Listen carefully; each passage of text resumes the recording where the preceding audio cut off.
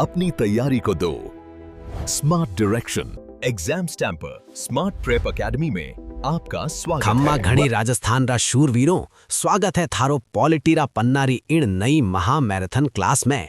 भाया, आज आपा प्रश्न 51 सु 100 ताईनो सूपड़ो साफ करांगा। राम राम सा सगला टाबरा ने आज रो वीडियो मास्टर वीडियो है। एक एक स्लाइड ने ध्यान से देखजो क्योंकि एग्जामिनर अठी गच्चा खवावे है।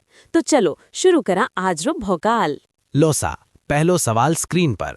बताओ मंत्री परिषद में कितना मंत्री बन सके है। 91वें संविधान संशोधन अधिनियम 2003 के अनुसार केंद्रीय मंत्री परिषद प्रधानमंत्री सहित का आकार कितना निर्धारित किया गया है। संसद की कुल सदस्य संख्या का 10%, लोकसभा की कुल सदस्य संख्या के 15% से अधिक नहीं, लोकसभा की कुल सदस्य संख्या का 20%, कम से कम 12 मंत्री और अधिकतम 15%। यहीं पर छात्र अक्सर संसद और लोकसभा में गलती करते हैं भाया। अरे भाया, वो तो सीधो जो लॉजिक है। सही उत्तर है बी। 91वें संशोधन अनुच्छेद 75 1A के अनुसार केंद्रीय मंत्रिपरिषद का आकार लोकसभा की कुल सदस्य संख्या के 15%, वर्तमान में 81 मंत्री से अधिक नहीं हो सकता। राज्यों में ये न्यूनतम 12 और अधिकतम 15% है।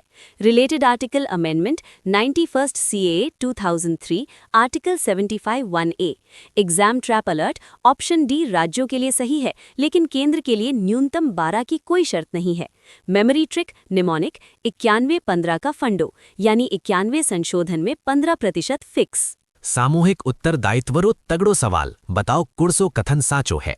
संसदीय शासन प्रणाली में सामूहिक उत्तरदायित्व यानी कलेक्टिव रिस्पॉन्सिबिलिटी के सिद्धांत के संबंध में क्या सत्य है।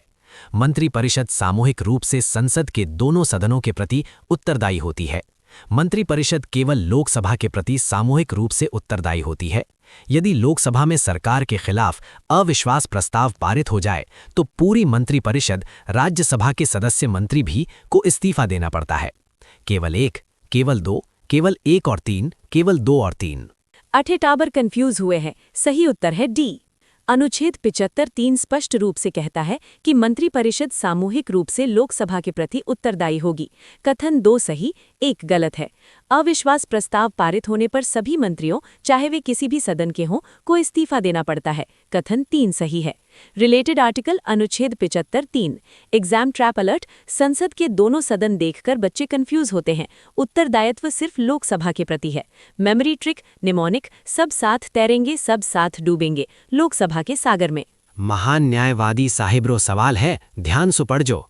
भारत के महान न्यायवादी यानी अटॉर्नी जनरल के अधिकारों और सीमाओं के संदर्भ में निम्नलिखित में से कौन सा कथन असत्य है।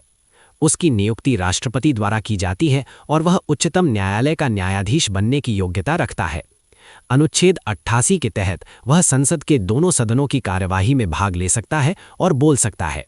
वह संसद की कार्यवाही में भाग लेते समय मतदान यानी वोटिंग करने का अधिकार भी रखता है। उसे निजी कानूनी प्रैक्टिस यानी प्राइवेट प्रैक्टिस से रोका नहीं गया है, बशर्ते वह भारत सरकार के खिलाफ मामले न लड़े। बोलणरो हक है पर वोट देवणरो कोनी। सही उत्तर है सी। अनुच्छेद 88 के अनुसार महान्यायवादी संसद में बैठ सकता है, बोल सकता है, लेकिन उसे मतदान करने का अधिकार नहीं होता है। रिलेटेड आर्टिकल अनुच्छेद 76 नियुक्ति और अनुच्छेद 88 संसद में अधिकार। एग्जाम ट्रैप अलर्ट एग्जामिनर हमेशा मतदान के अधिकार पर फंसाता है। मेमोरी ट्रिक निमोनिक एजी बोलेगा बैठेगा पर बटन नहीं दबाएगा। No voting. सीधो सीधो रटन रो सवाल। आंकड़ा याद है के? प्रश्न 58। अविश्वास प्रस्ताव यानी नो कॉन्फिडेंस मोशन को लोकसभा में स्वीकार करने के लिए कम से कम कितने सदस्यों का समर्थन आवश्यक है। 25 सदस्य, 50 सदस्य, 1/10 सदस्य यानी गणपूर्ति 100 सदस्य। अठे ताबर 1/10 गणपूर्ति कर देवे है जो खोटो है। सही उत्तर है बी सा।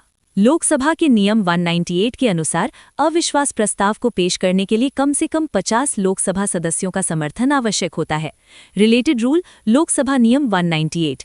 एग्जाम ट्रैप अलर्ट 1/10 गणपूर्ति यानी कोरम के लिए है। अविश्वास प्रस्ताव के लिए फिक्स 50 सदस्य चाहिए।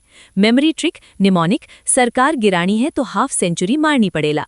कथन कारण रोग गच्चो है, दिमाग लगाओ। कथन ए, भारत में यदि कोई व्यक्ति संसद का सदस्य नहीं है तब भी उसे प्रधानमंत्री नियुक्त किया जा सकता है। कारण आर, अनुच्छेद 75(5) के अनुसार यदि ऐसा व्यक्ति 6 महीने के भीतर संसद के किसी एक सदन की सदस्यता ग्रहण कर लेता है तो वह पद पर बना रह सकता है। ए और आर दोनों सही हैं और आर ए की सही व्याख्या है। ए और आर दोनों सही हैं लेकिन आर ए की सही व्याख्या नहीं है। ए सही है लेकिन आर गलत है। ए गलत है लेकिन आर सही है। 6 महीने की मोहलत और पीएम का ताज। इनरो सही जवाब है ए। 1997 में सुप्रीम कोर्ट ने स्पष्ट किया था कि गैर सांसद को प्रधानमंत्री बनाया जा सकता है, लेकिन अनुच्छेद 75(5) के तहत उसे 6 माह में सदस्य यानी लोकसभा या राज्यसभा से बनना अनिवार्य है। आर ए की स्पष्ट कानूनी व्याख्या है। रिलेटेड आर्टिकल अनुच्छेद 75(5) एग्जाम ट्रैप अलर्ट। प्रधानमंत्री को 6 महीने में चुनाव जीतना होता है, लेकिन किसी भी सदन यानी लोकसभा या राज्यसभा से।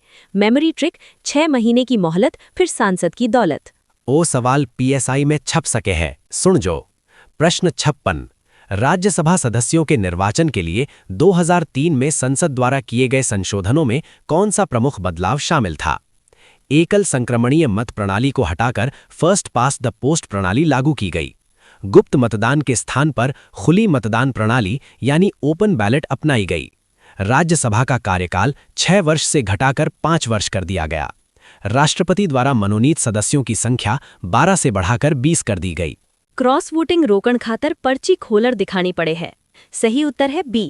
2003 में क्रॉस वोटिंग रोकने के लिए राज्यसभा चुनाव में गुप्त मतदान की जगह खुली मतदान प्रणाली अपनाई गई और ये अनिवार्यता हटा दी गई कि उम्मीदवार को उसी राज्य का निवासी होना आवश्यक है। Related year 2003 representation of peoples act amendment. Exam trap alert. Rajya Sabha चुनाव अब भी एकल संक्रमणीय मत प्रणाली से ही होते हैं, सिर्फ मतदान खुला हुआ है। Memory trick, mnemonic. राज्यसभा में नो सीक्रेट ओपन बैलेट।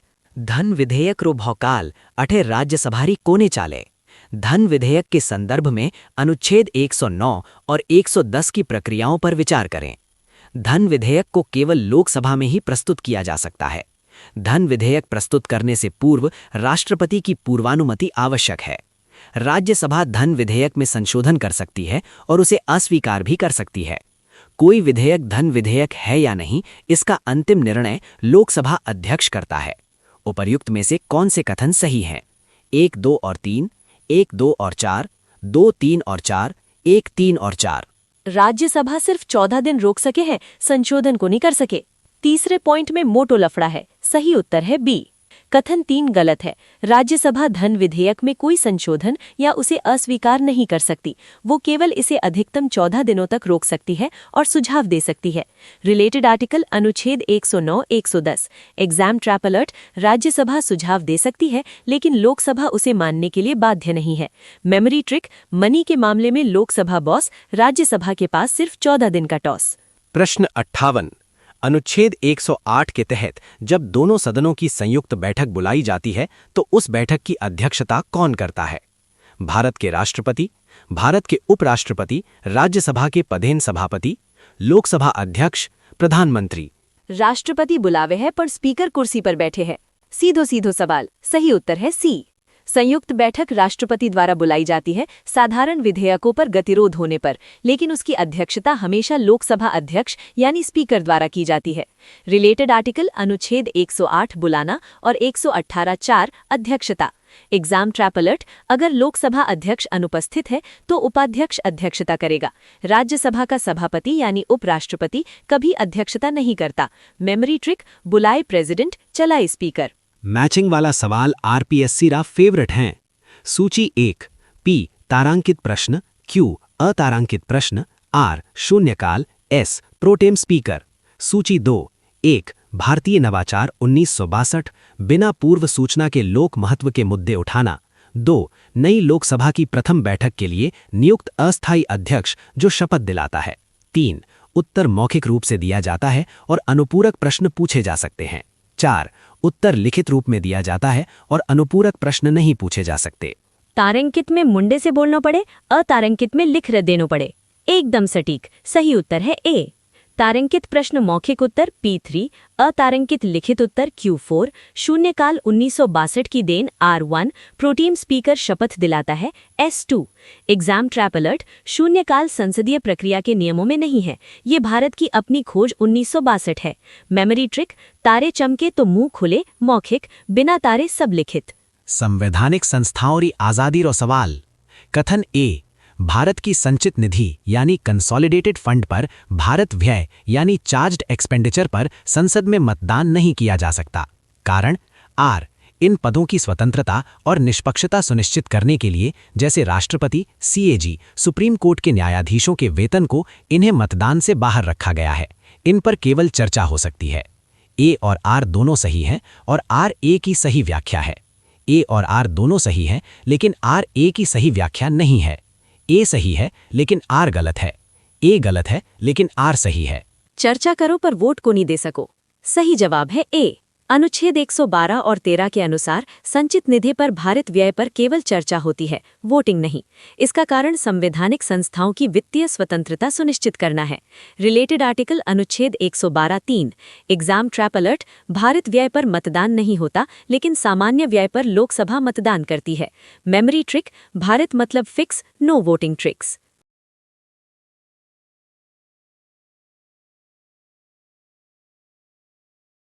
चुनाव रा लफड़ा कौन सुलझावे।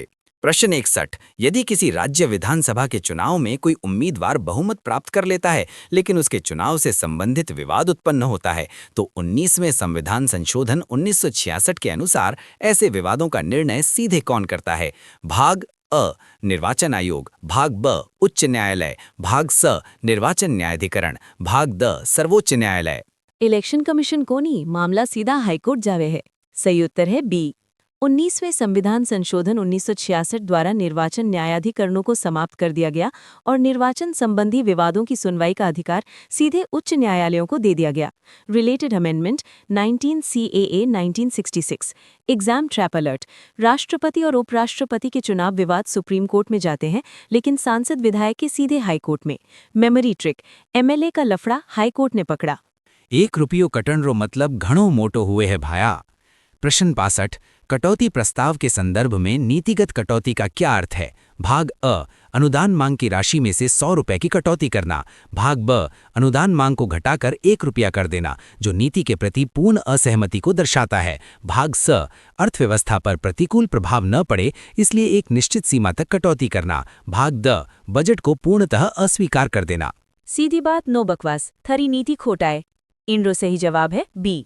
नीतिगत कटौती तब लाई जाती है जब सदस्य मांग की नीति से पूर्णतः असहमत होते हैं। इसके तहत अनुदान मांग को घटाकर 1 रुपया करने के लिए कहा जाता है।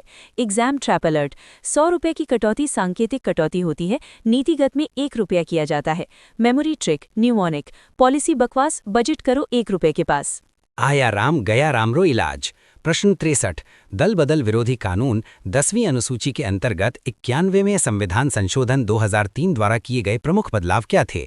भाग 1, 3 सदस्यों के विभाजन को मान्यता देना समाप्त कर दिया गया। अब दल बदल से बचने के लिए कम से कम 2/3 सदस्यों का विलय होना अनिवार्य है। अयोग्य घोषित सदस्य को अयोग्यता अवधि के दौरान मंत्री या किसी लाभकारी राजनैतिक पद पर नियुक्त नहीं किया जा सकता। उपयुक्त में से कौन से कथन सही हैं। भाग ए, केवल 1 और 2, भाग ब, केवल 2 और 3, भाग स, केवल 1 और 3, भाग द, 1, 2 और 3। अब 1/3 वालो छोटू जुगाड़ नहीं चाले, 2/3 टूटेला जदी काम होवेला। तीनों बाता साची है। सही उत्तर है डी।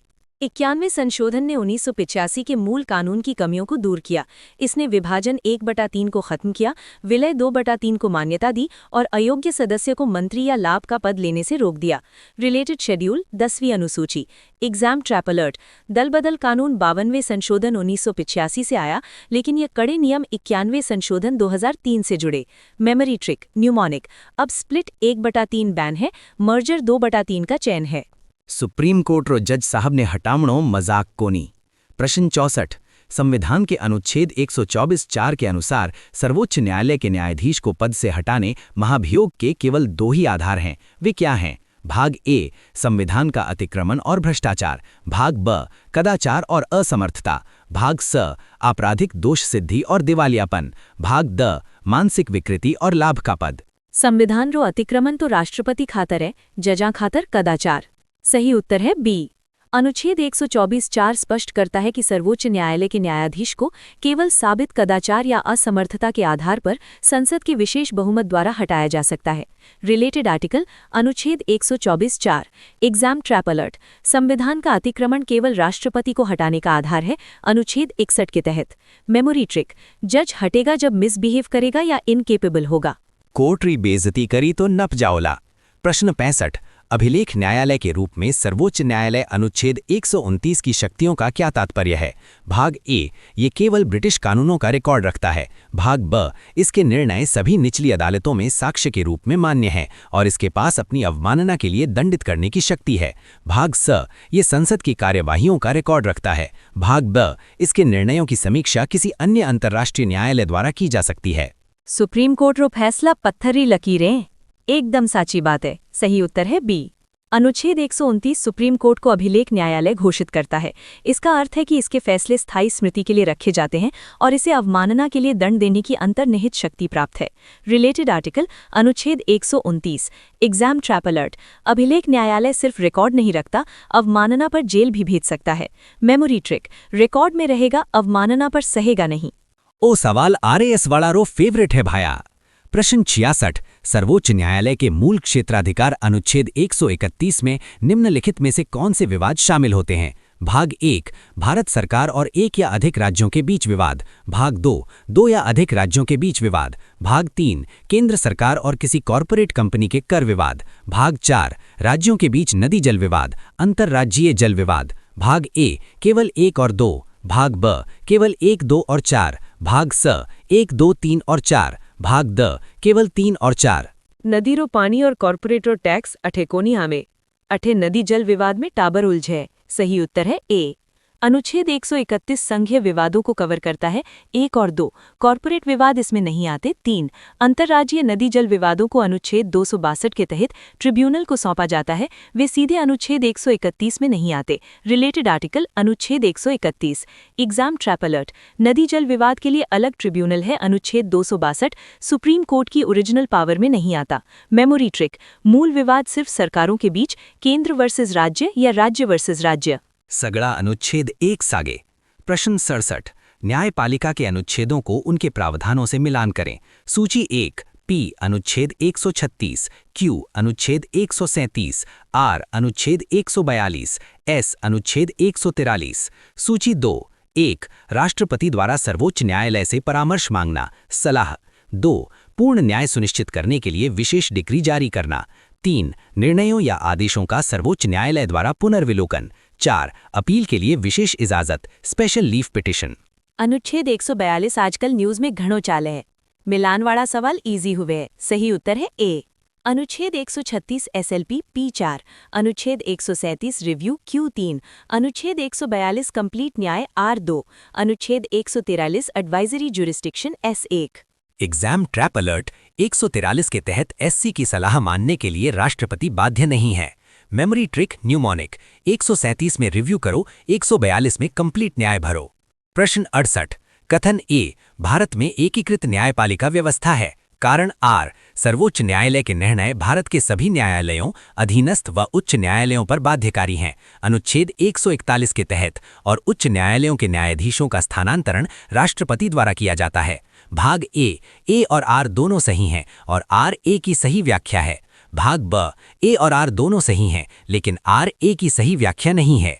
भाग स, ए सही है लेकिन आर गलत है। भाग द, ए गलत है लेकिन आर सही है। सुप्रीम कोर्ट टॉप पर है और सगला उनरे नीचे है। सही उत्तर है ए। अमेरिका जहां केंद्र और राज्यों के अलग कोर्ट होते हैं, भारत में सिंगल इंटीग्रेटेड सिस्टम है। अनुच्छेद 141 के तहत सुप्रीम कोर्ट के फैसले सभी पर बाध्यकारी हैं और हाईकोर्ट जजों का नियंत्रण और ट्रांसफर केंद्र यानी राष्ट्रपति करता है, जो एकीकृत न्यायपालिका की सही व्याख्या है। रिलेटेड आर्टिकल अनुच्छेद 141 एग्जाम ट्रैप अलर्ट। भारत में संघात्मक शासन है लेकिन न्यायपालिका संघात्मक नहीं, एकीकृत है। Memory trick. एक देश एक न्यायतंत्र, टॉप डाउन अप्रोच। राज्यसभा री स्पेशल पावर रो सवाल हैं। प्रश्न 70।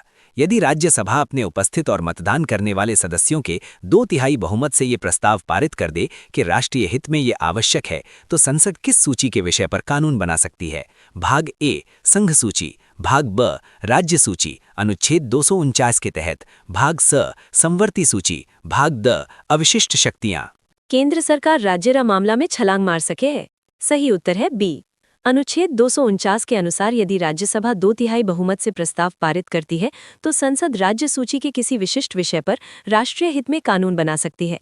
Related article 249 exam trap alert, ये कानून 1 साल के लिए ही वैध होता है, उसे बार बार बढ़ाना पड़ता है।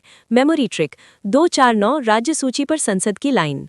घुमिनसी सरकारी आयोग रो पछौड़ा पूंछी आयोग रो भौकाल।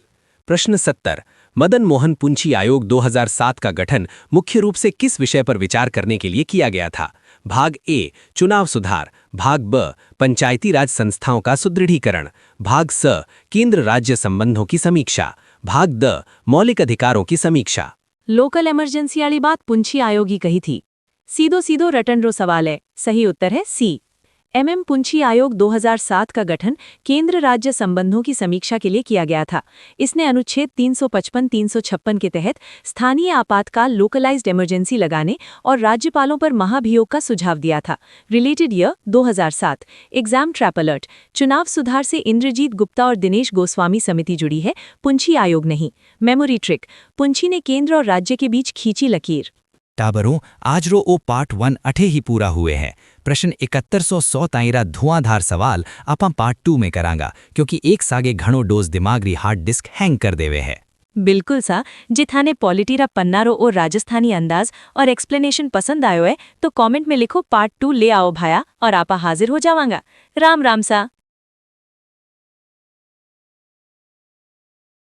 इमरजेंसी रो सवाल है भाया, बताओ के असर पड़ेला? राष्ट्रीय आपातकाल अनुच्छेद 352 के प्रभाव के संदर्भ में सही कथनों का चयन करें। इसके दौरान संसद राज्य सूची के विषयों पर कानून बना सकती है।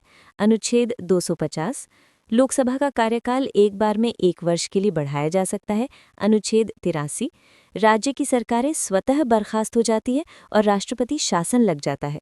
1 और 2 केवल 2 और 3, केवल 1 और 3 या 1, 2 और 3।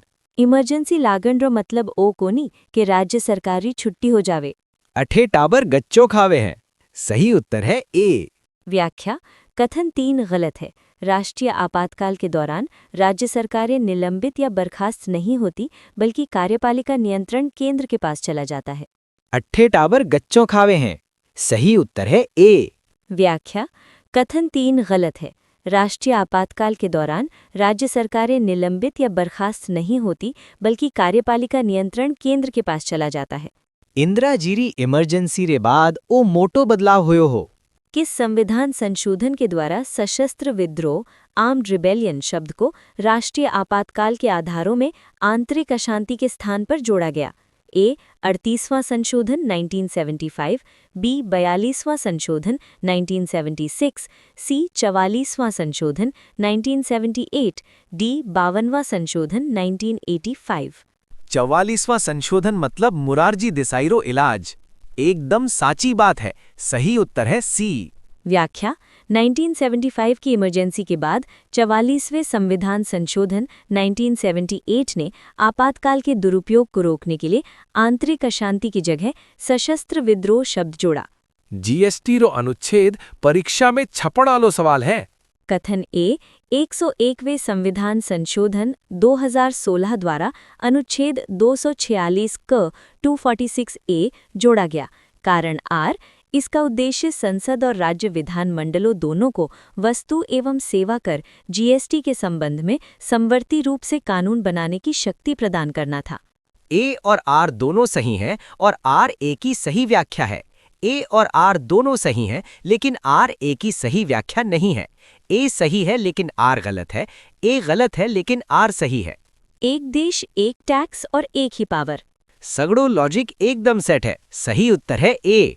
व्याख्या 101वें संविधान संशोधन से पहले कर लगाने की शक्तियां केंद्र और राज्यों के बीच पूर्णतः बटी हुई थीं।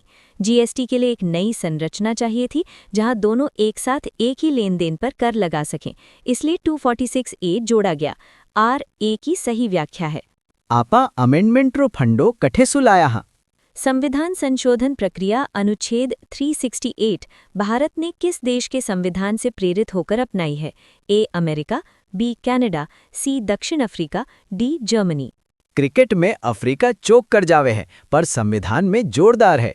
सीधो रटण आलो सवाल है, सही उत्तर है सी।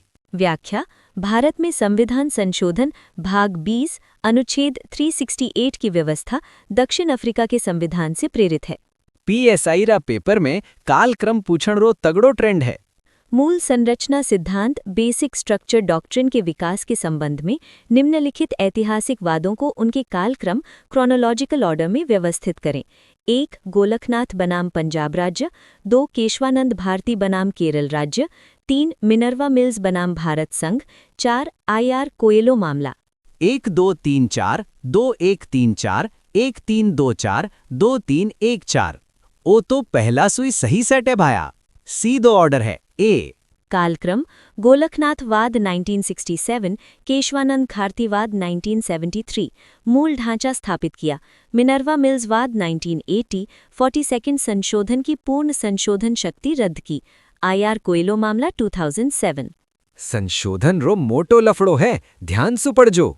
अनुच्छेद 368 के तहत संशोधन प्रक्रिया के बारे में क्या सत्य है? 1. संविधान संशोधन विधेयक केवल लोकसभा में ही प्रस्तुत किया जा सकता है। 2. इस विधेयक को प्रस्तुत करने के लिए राष्ट्रपति की पूर्व सहमति आवश्यक नहीं है। 3. यदि दोनों सदनों में असहमति हो तो राष्ट्रपति संयुक्त बैठक बुला सकते हैं। 4. राष्ट्रपति संविधान संशोधन विधेयक पर अपनी सहमति देने के लिए बाध्य हैं 24वें संशोधन के बाद। अठे संयुक्त बैठक को नहीं बुला सको भाया। सही उत्तर है बी। कथन 1 गलत है, विधेयक किसी भी सदन में आ सकता है। कथन 3 गलत है, संविधान संशोधन के लिए संयुक्त बैठक का कोई प्रावधान नहीं है। दोनों सदनों में अलग अलग पारित होना अनिवार्य है। कथन 2 और 4 सही है। गलत है, कथन 2 और 4 सही है। मैचिंग वाला सवाल RPSC रा फेवरेट है। प्रमुख संविधान संशोधनों को उनके प्रावधानों से सुमेलित करें। सूची 1, P 7वां संशोधन, Q 24वां संशोधन, R 42वां संशोधन, S 61वां संशोधन। सूची 2, 1 मतदान की आयु 21 से घटाकर 18 वर्ष की गई। 2 राज्यों का पुनर्गठन, भाग क, ख आदि को समाप्त किया। 3 लघु संविधान, समाजवादी पंथ निरपेक्ष शब्द जोड़े गए। 4 संसद को संविधान के किसी भी भाग में संशोधन का अधिकार दिया और राष्ट्रपति को सहमति के लिए बाध्य किया। रट्योड़ो है 2118 साल। एकदम परफेक्ट मैचिंग है। सही उत्तर है ए। व्याख्या: 7वां राज्य पुनर्गठन P2, 24वां संसद की संशोधन शक्ति स्पष्ट की Q4, 42वां मिनी संविधान R3, 61वां मतदान आयु 18 वर्ष S1। प्रश्न 78 9वीं अनुसूची को संविधान में किस संशोधन द्वारा जोड़ा गया था ताकि भूमि सुधार कानूनों को न्यायिक समीक्षा से बचाया जा सके? ए प्रथम संविधान संशोधन 1951, बी 42वां संविधान संशोधन 1976, सी 44वां संविधान संशोधन 1978, डी 52वां संविधान संशोधन 1985। शुरुआत ही 9वीं अनुसूची से हुई थी। सही उत्तर है ए। व्याख्या: प्रथम संविधान संशोधन अधिनियम 1951 द्वारा 9वीं अनुसूची जोड़ी गई ताकि भूमि सुधार और जमींदारी उन्मूलन कानूनों को मौलिक अधिकारों के उल्लंघन के आधार पर अदालतों में चुनौती न दी जा सके। चुनाव आयोग रा बॉस ने कौन नियुक्त करे? अनुच्छेद 324 के तहत भारत के निर्वाचन आयोग में मुख्य चुनाव आयुक्त और अन्य निर्वाचन आयुक्तों की नियुक्ति कौन करता है? ए भारत का मुख्य न्यायाधीश, बी प्रधानमंत्री, सी राष्ट्रपति, डी संसद। नियुक्ति तो राष्ट्रपति ही करेला सा। एकदम साची बात है। सही उत्तर है सी। व्याख्या: अनुच्छेद 324(2) के अनुसार मुख्य निर्वाचन आयुक्त और अन्य निर्वाचन आयुक्तों की नियुक्ति संसद द्वारा बनाए गए कानून के अधीन राष्ट्रपति द्वारा की जाती है। प्रश्न 80 एक राष्ट्रीय राजनीतिक दल के रूप में मान्यता प्राप्त करने के लिए निम्नलिखित में से कौन सी शर्त सही है? ए दल ने कम से कम 2 राज्यों में राज्य स्तरीय दल का दर्जा प्राप्त किया हो। बी लोकसभा चुनाव में कुल लोकसभा सीटों का 2% यानी 11 सीटों पर जीत हासिल की हो तथा ये सीटें कम से कम 3 अलग अलग राज्यों से हों। सी केवल दिल्ली विधानसभा में 10% सीटें जीती हों। डी राज्य विधानसभा चुनावों में 4% वैध मत प्राप्त किए हों। 3 राज्य और 2% सीटा जदि बनेला राष्ट्रीय पार्टी। मोटो फंडो है ओ। सही उत्तर है बी। व्याख्या राष्ट्रीय दल बनने की एक प्रमुख शर्त यह है कि पार्टी ने कम से कम 3 राज्यों से लोकसभा की 2% यानी 11 सीटें जीती हों। अन्य शर्तों में 4 राज्यों में 6% वोट प्लस 4 MP सीटें या 4 राज्यों में राज्य स्तरीय दल का दर्जा शामिल है। लो भाया 80 सवाल पार कर लिया आपा। अब एक जोरदार रिवीजन हो जावे। 1. राष्ट्रीय आपातकाल में राज्य सरकार बर्खास्त नहीं होती, सिर्फ नियंत्रण केंद्र के पास जाता है। 2. 44वें संशोधन 1978 ने सशस्त्र विद्रोह शब्द जोड़ा। 3. GST 101वां संशोधन से अनुच्छेद 246A जोड़ा गया। 4. संविधान संशोधन प्रक्रिया दक्षिण अफ्रीका से ली गई है। 5. 9वीं अनुसूची प्रथम संशोधन 1951 से जुड़ी। 3 कंफ्यूजिंग एरियाज। 1. संविधान संशोधन विधेयक पर संयुक्त बैठक नहीं बुलाई जा सकती। 2. गोलकनाथ केस 1967, केशवानंद केस 1973 से पहले का है। 3. राष्ट्रीय पार्टी बनने के लिए 2% लोकसभा सीटें 3 राज्यों से चाहिए, 1 से नहीं। 2. Expected exam traps. 1. राष्ट्रपति संविधान संशोधन विधेयक पर वीटो नहीं लगा सकता, 24वें संशोधन से बाध्य है। 2. 42वां संशोधन लघु संविधान है, 44वां जनता पार्टी सरकार का सुधार है। प्रश्न 81। भारत के मुख्य निर्वाचन आयुक्त CEC को पद से हटाने की प्रक्रिया के बारे में क्या सत्य है? उसे केवल राष्ट्रपति के प्रसाद पर्यंत पद पर रखा जाता है। उसे उसी तरीके और उन्हीं आधारों पर हटाया जा सकता है जिस प्रकार सर्वोच्च न्यायालय के न्यायाधीश को हटाया जाता है। अन्य निर्वाचन आयुक्तों को मुख्य निर्वाचन आयुक्त की सिफारिश के बिना पद से नहीं हटाया जा सकता। ऑप्शन ए केवल 1, ऑप्शन बी केवल 2 और 3, ऑप्शन सी केवल 1 और 3, ऑप्शन डी 1, 2, 3। प्रसाद पर्यंत कोनी सुप्रीम कोर्ट रा जज अली प्रक्रिया चाले अठे। सही उत्तर है बी। व्याख्या CEC को राष्ट्रपति के प्रसाद पर्यंत नहीं रखा जाता।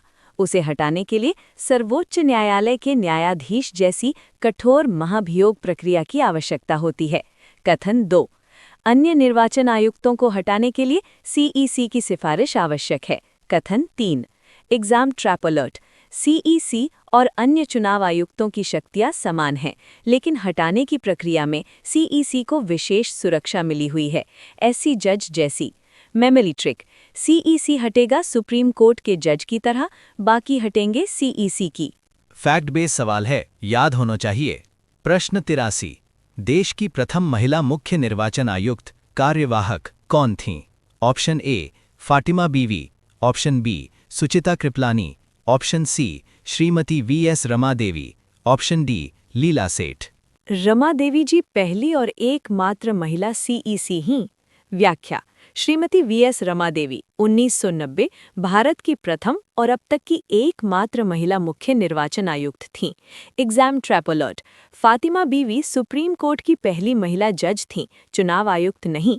Memory trick. चुनाव का राम भरोसे काम संभाला रमा देवी ने। प्रश्न 84। कथन ए भारत में मतदान का अधिकार राइट टू वोट एक मौलिक अधिकार नहीं है। कारण आर अनुच्छेद 326 के तहत वयस्क मताधिकार का प्रावधान है और जनप्रतिनिधित्व अधिनियम 1951 के तहत इसे वैधानिक रूप से विनियमित किया जाता है। ऑप्शन ए और आर दोनों सही हैं और आर ए की सही व्याख्या है। ऑप्शन बी ए और आर दोनों सही हैं लेकिन आर ए की सही व्याख्या नहीं है। ऑप्शन सी ए सही है लेकिन आर गलत है। ऑप्शन डी ए गलत है लेकिन आर सही है। सुप्रीम कोर्ट कह दियो है ओ मूल अधिकार कोनी। एकदम सटीक लॉजिक है। सही उत्तर है ए। व्याख्या सुप्रीम कोर्ट ने स्पष्ट किया है कि मतदान का अधिकार मौलिक अधिकार नहीं बल्कि एक वैधानिक या संवैधानिक अधिकार है जिसे अनुच्छेद 326 और संसद के कानूनों RPA 1951 द्वारा शासित किया जाता है। रिलेटेड आर्टिकल अनुच्छेद 326। Exam trap alert. एग्जामिनर इसे मूल अधिकार बताकर फंसाता है। Memory trick. वोट देना लीगल या संवैधानिक ड्यूटी, फंडामेंटल राइट की नहीं, ये ब्यूटी। प्रश्न 84। संविधान की 8वीं अनुसूची में मूल रूप से 14 भाषाएं थीं। 92वें संविधान संशोधन 2003 द्वारा किन 4 भाषाओं को जोड़ा गया? Option A Sindhi, Nepali, Konkani, Manipuri. Option B Bodo, Dogri, Maithili, Santhali. Option C Rajasthani, Bhojpuri, Angrezi, Sanskrit. Option D Marathi, Pali, Prakrit, Assamese. Rajasthani और अंग्रेजी अज्जे भी 8वीं अनुसूची में कोनी है भाया। सही उत्तर है बी। व्याख्या 92 संशोधन 2003 द्वारा बोडो, डोगरी, मैथिली और संथाली को 8वीं अनुसूची में शामिल किया गया, जिसे भाषाओं की कुल संख्या 22 हो गई। एग्जाम ट्रैप अलर्ट, राजस्थानी और अंग्रेजी 22 भाषाओं की सूची में शामिल नहीं है। Memory trick, BDMS 92 doctor. प्रश्न 85। राज्य के नीति निदेशक तत्वों में शामिल अनुच्छेद 40 ग्राम पंचायतों का संगठन को व्यवहारिक धरातल पर उतारने के लिए मुख्य रूप से कौन सा संविधान संशोधन किया गया?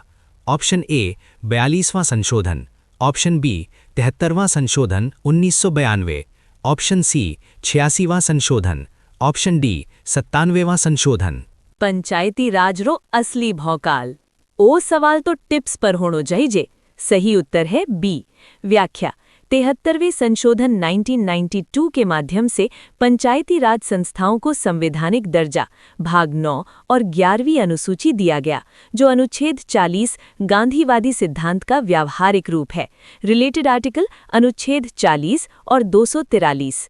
एग्जाम ट्रैप अलर्ट, 74वां संशोधन नगर पालिकाओं यानी शहरी क्षेत्र के लिए है। मेमोरी ट्रिक, 73 में गांव, 74 में शहर।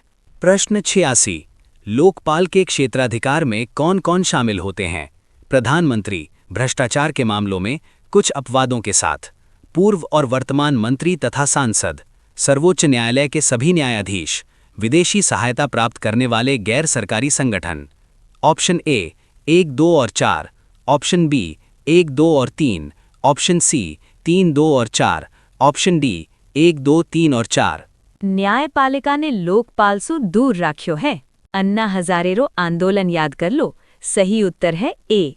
व्याख्या लोकपाल के क्षेत्राधिकार में प्रधानमंत्री, मंत्री, सांसद, ग्रेड ABCD अधिकारी और विदेशी फंड वाले NGO आते हैं। न्यायपालिका यानी सुप्रीम कोर्ट लोकपाल के अधिकार क्षेत्र से पूरी तरह बाहर है।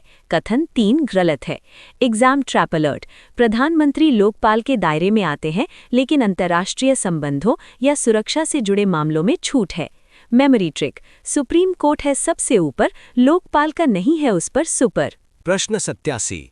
CPGRAMS पोर्टल का मुख्य उद्देश्य क्या है? ऑप्शन ए डिजिटल वोटिंग को बढ़ावा देना, ऑप्शन बी नागरिकों को केंद्र या राज्य सरकार के विभागों के खिलाफ लोक शिकायतें दर्ज करने और समाधान प्राप्त करने का मंच प्रदान करना, ऑप्शन सी केवल साइबर अपराधों की रिपोर्टिंग, ऑप्शन डी उपभोक्ता विवादों का निपटारा। सीधी ऑनलाइन कंप्लेंट को जुगाड़, डिजिटल इंडिया रो सवाल है। सही उत्तर है बी। व्याख्या CPGRAMS केंद्रीकृत लोक शिकायत निवारण और निगरानी प्रणाली नागरिकों को सरकारी विभागों के खिलाफ शिकायतें ऑनलाइन दर्ज करने का मंच प्रदान करता है।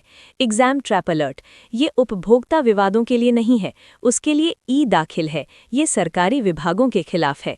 मेमोरी ट्रिक, PG मतलब पब्लिक ग्रीवेंस यानी लोक शिकायत। प्रश्न 88। सूचना निवारण और डिजिटल प्लेटफॉर्मों को उनके कार्यों से मिलान करें। सूची 1 P प्रगति, Q NCDRC, R दाखिल, S चक्षु।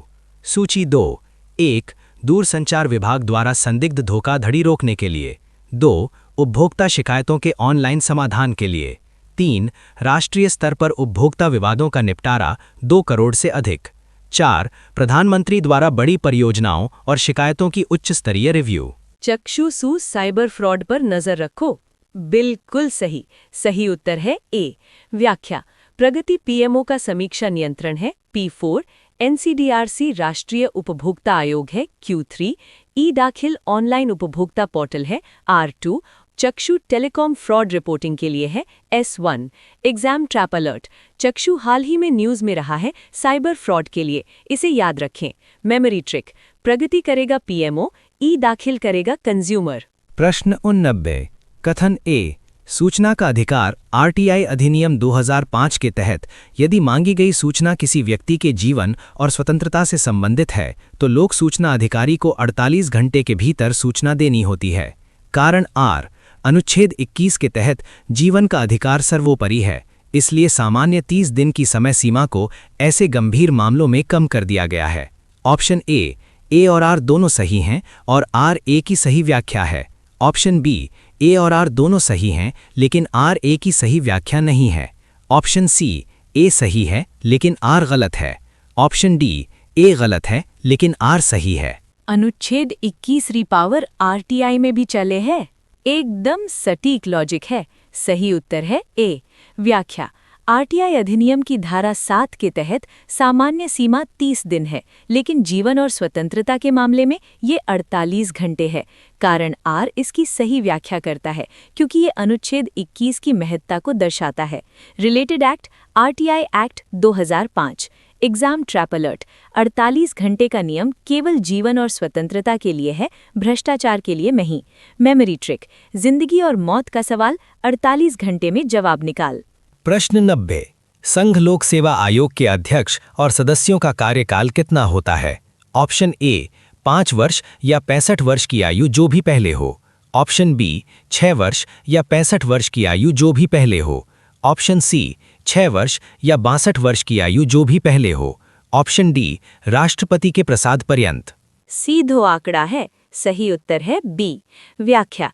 अनुच्छेद 316 के अनुसार यूपीएससी के अध्यक्ष और सदस्यों का कार्यकाल 6 वर्ष या 65 वर्ष की आयु जो भी पहले हो तक होता है।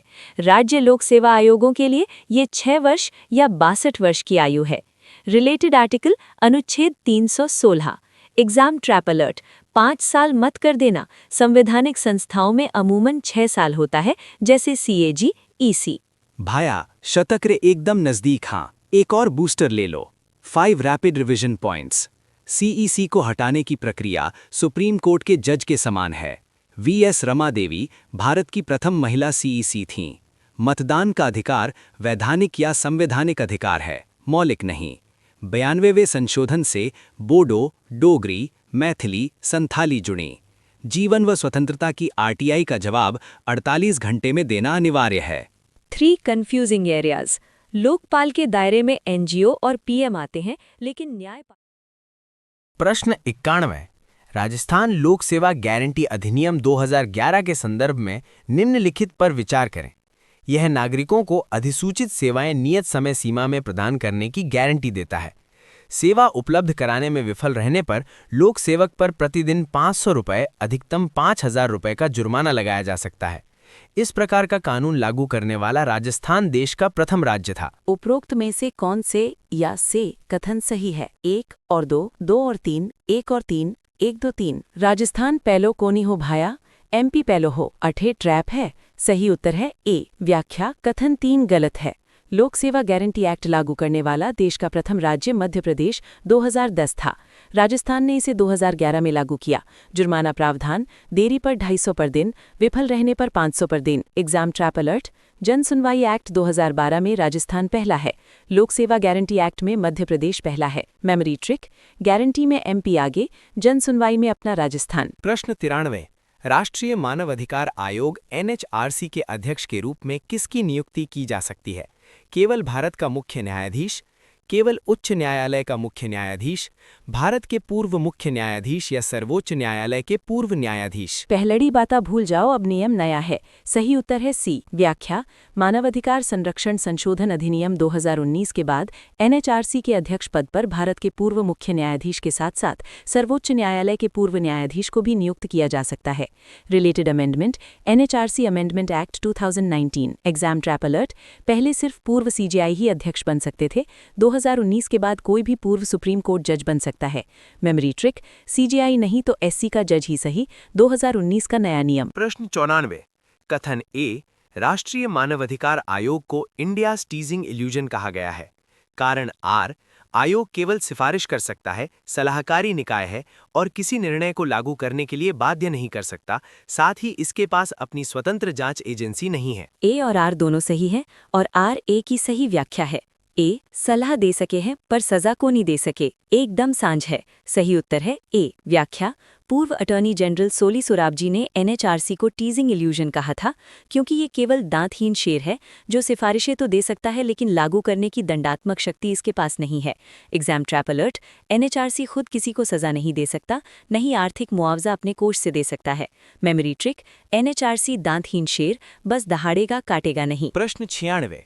भूमि अधिग्रहण अधिनियम 2013 के तहत यदि सरकार निजी परियोजना के लिए भूमि अधिग्रहण करती है तो कितने प्रतिशत भूमि मालिकों की सहमति अनिवार्य है? 50%, 70%, 80%, 100%। प्राइवेट वाला खातर 80% और पीपीपी खातर 70%। सही उत्तर है सी। व्याख्या, नए भूमि अधिग्रहण अधिनियम 2013 के अनुसार निजी परियोजनाओं के लिए 80% सहमति और सार्वजनिक निजी भागीदारी परियोजनाओं के लिए 70% सहमति अनिवार्य है।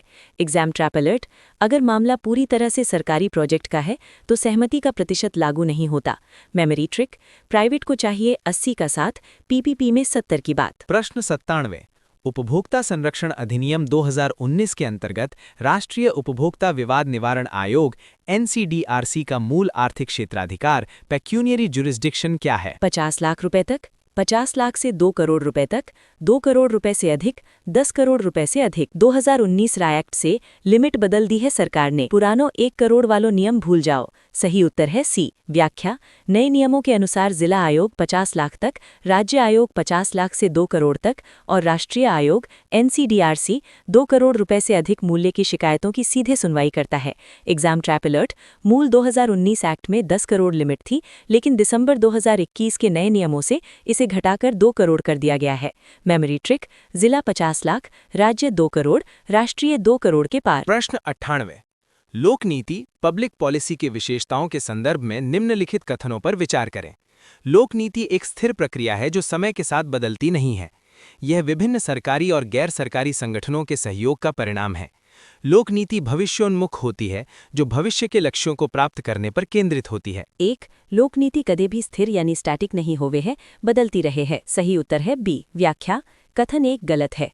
लोकनीति एक गतिशील यानी डायनामिक प्रक्रिया है जो आवश्यकतानुसार निरंतर परिवर्तित होती रहती है, स्थिर नहीं है। एग्जाम ट्रैप अलर्ट, लोकनीति हमेशा डायनामिक होती है, स्टैटिक नहीं। मेमोरी ट्रिक, पॉलिसी पानी की तरह है, हालात के हिसाब से बदलती है। प्रश्न 99। उच्च न्यायालय के न्यायाधीशों की सेवानिवृत्ति की आयु 15वें संविधान संशोधन 1963 द्वारा 60 वर्ष से बढ़ाकर कितनी कर दी गई थी? सुप्रीम कोर्ट में 65 पर हाई कोर्ट में 62। सही उत्तर है ए। व्याख्या, 15वें संविधान संशोधन 1963 माध्यम से उच्च न्यायालय के न्यायाधीशों की सेवानिवृत्ति की आयु 60 वर्ष से बढ़ाकर 62 वर्ष कर दी गई थी। सुप्रीम कोर्ट के लिए ये 65 वर्ष है। Related amendment 15 CAA 1963। Exam trap alert, बच्चे 65 वर्ष कर देते हैं, लेकिन 65 वर्ष सुप्रीम कोर्ट के जजों की आयु है। Memory trick, high court 62, supreme court 65। आखिरी सवाल सा, सेंचुरी मार ली आपा। प्रश्न 100। यदि कोई तारांकित प्रश्न संसद में पूछा जाता है तो उसकी क्या विशेषता होती है? इसका उत्तर लिखित में दिया जाता है और इस पर अनुपूरक प्रश्न नहीं पूछे जा सकते।